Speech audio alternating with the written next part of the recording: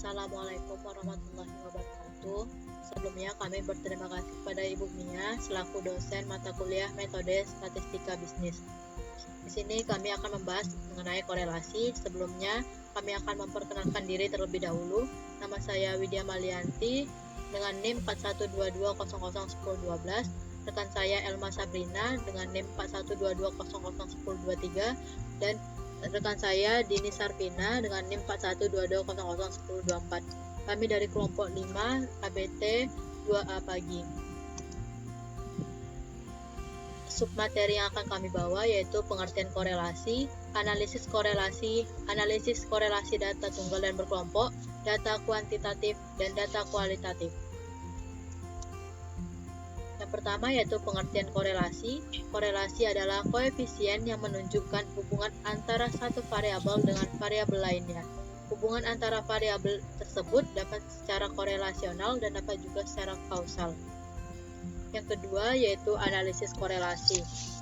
Adalah suatu cara atau metode untuk mengetahui ada atau tidaknya hubungan linear antara variabel yang bersifat kuantitatif atau mengukur seberapa kuat atau derajat kedekatan suatu relasi yang terjadi antar variabel. Dua variabel dikatakan berkorelasi apabila peubah pada variabel yang satu akan diikuti oleh peubah variabel yang lain secara teratur dengan arah yang sama. Jika arah yang sama maka disebut korelasi positif, jika berlawanan maka disebut korelasi negatif. Jenis-jenis relasi. Yang pertama hubungan sebab akibat. Contohnya kenaikan temperatur dengan kecepatan reaksi proses kimia. Yang kedua hubungan semu, contohnya kenaikan penjualan furnitur di Jakarta dengan data perubahan temperatur. Yang ketiga hubungan akibat penyebab yang sama, contohnya yaitu peningkatan penjualan rumah dan peningkatan penjualan kendaraan bermotor. Selanjutnya akan dibahas oleh rekan saya yaitu Elma Sabrina. Perkenalkan, nama saya Elma Sabrina dari kelas ABT 2A pagi dengan NIM 4122001023. Di sini saya berasal dari kelompok 5. Saya akan melanjutkan penjelasan dari teman saya tentang apa itu korelasi. Selanjutnya tentang submateri mengenai diagram pencar. Apa itu diagram pencar? Diagram pencar adalah gambaran yang menunjukkan sebuah kemungkinan hubungan antara korelasi antara pasangan dua macam variabel dan menunjukkan keeratan hubungan antara dua variabel yang sering diwujudkan dalam koefisien korelasi. Berikut kami lampirkan beberapa gambar dari diagram pencar. Nah, diagram pencar ini digunakan untuk menentukan ada atau tidaknya relasi yang berguna antar variabel dan juga menentukan jenis persamaan yang akan digunakan.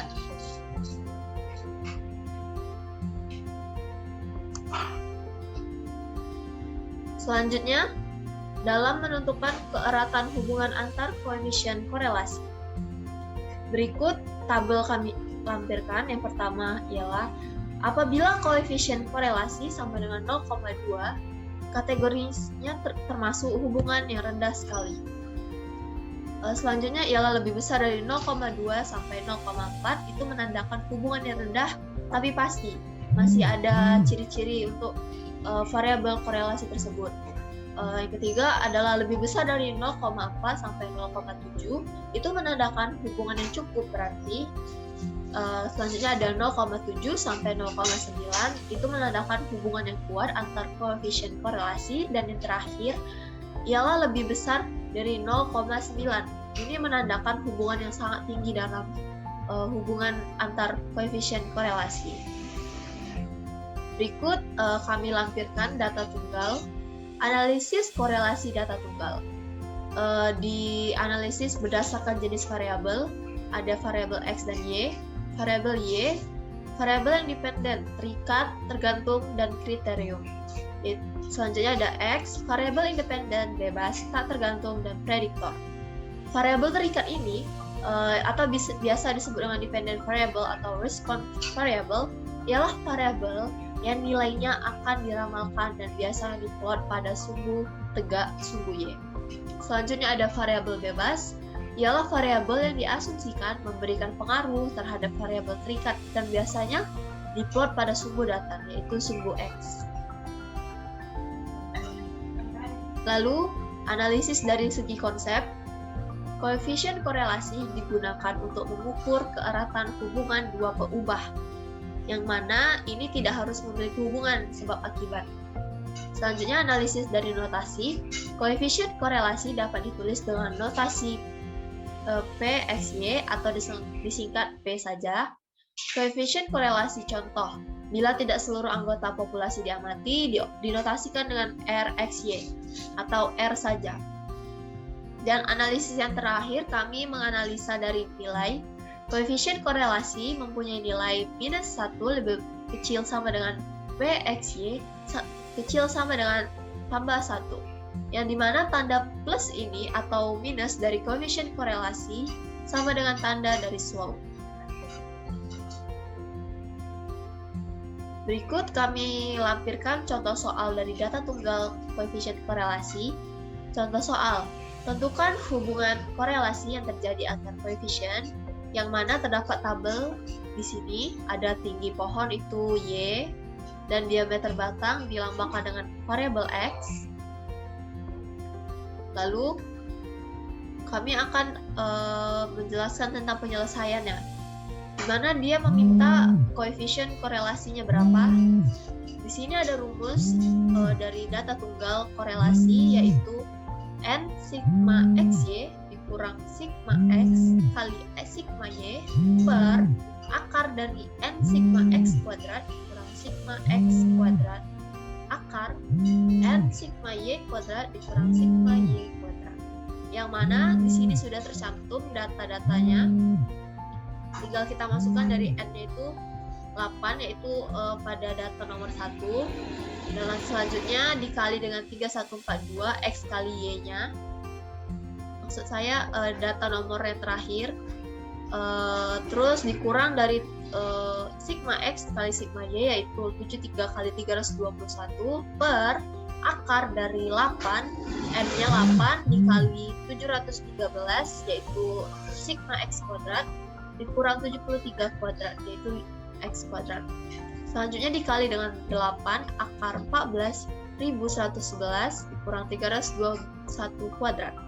Dan dapat dihasilkan yaitu 0,8862.